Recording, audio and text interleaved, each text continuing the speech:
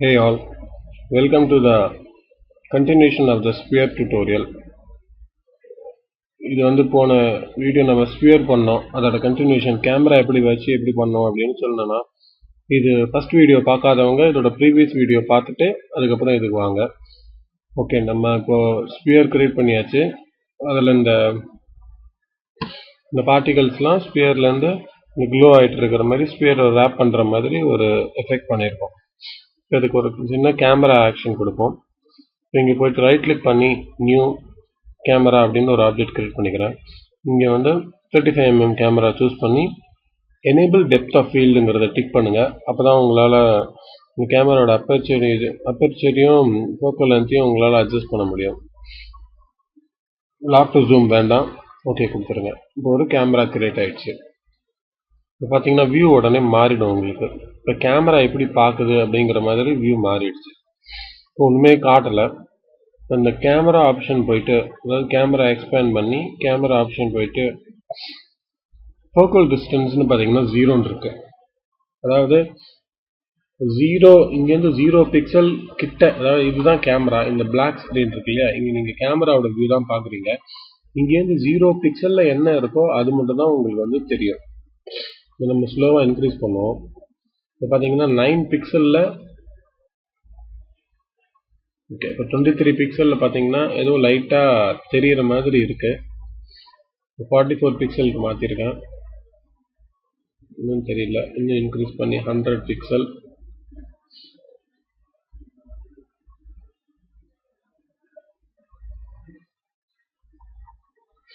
இது ஸ்லைட்டாக அட்ஜஸ்ட் பண்ணிகிட்டே போகிறோம். ஓகே, இப்போ பார்த்தீங்கன்னா 200 பிக்சல் நம்ம ஜூம் பண்ணாதான், இந்த ஃபோக்கல் டிஸ்டன்ஸ் அட்ஜஸ்ட் பண்ணாதான் நமக்கு ஏதோ ஒரு இந்த ஸ்பியர் மாதிரி ஒன்று தெரியுது. அப்போ கூட கிளாரிட்டியாக தெரியல. இந்த அப்பர்ச்சரை நான் இன்க்ரீஸ் பண்ணுறேன். இதை ஸ்லைட்டாக அட்ஜஸ்ட் பண்ணி இந்த ஃபோக்கல் டிஸ்டன்ஸை திருப்பி கொஞ்சம் அட்ஜஸ்ட் பண்ணி காட்டுறோம் பாருங்க. நம்ம இப்போ மெதுவாக ஸ்பியர் கிட்ட இந்த கேமராவோட ஃபோக்கல் டிஸ்டன்ஸை அட்ஜஸ்ட் பண்ணிகிட்டே போகிறோம். இன்னும் கொஞ்சம், ஓகே, 50 இதில் தான் இருக்கு.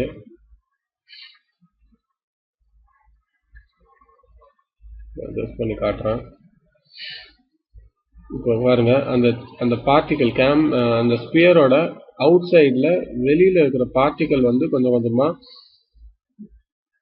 கிளாரிட்டியோட தெரிய ஆரம்பிக்குது.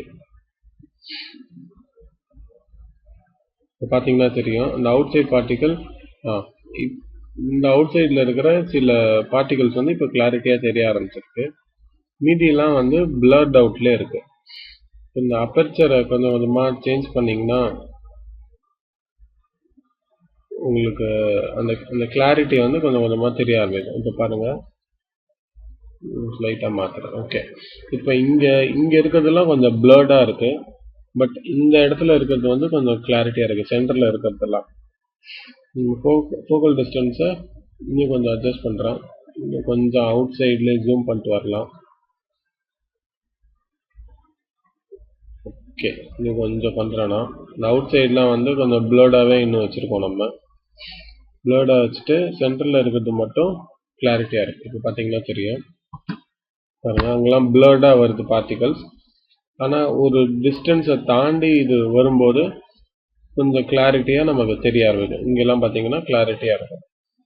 ஸோ இது வந்து நம்ம பேசிக் கேமரா தான் பார்த்துருக்கோம். இப்போது இதை யூஸ் பண்ணி உங்களோட இமேஜினேஷனுக்கு தகுந்த மாதிரி நீங்கள் கேமராவை எப்படி வேணால் மாற்றலாம். இப்போ கேமராவை நீங்கள் ஜூம் இன் ஜூம் அவுட் பண்ணலாம். ஜூம் அவுட் பண்ணோன்னா பாருங்கள், ஸ்பியர் நல்லா உள்ளே போகும்.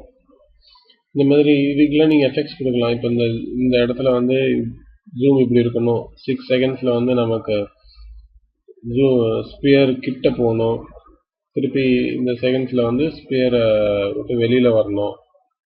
இந்த மாதிரி ஜூம் இன் ஜூம் அவுட் வைக்கலாம். இப்போ பாருங்கள், இந்த 3 செகண்ட்ஸ்லேருந்து ஸ்பியருக்குள்ளே கேமரா போக ஆரம்பிக்கும். ஸோ ஜூம் இன் பண்ணிவிட்டு உள்ளே போயிட்டு 6 செகண்ட்ஸ் வரைக்கும் ஜூம் இன் ஆகும்.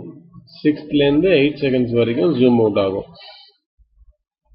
இதில் எல்லாமே நீங்கள் அட்ஜஸ்ட் பண்ணலாம். Depth of field, focal distance, aperture, blur level, இந்த blur level 100%ல இருக்கு.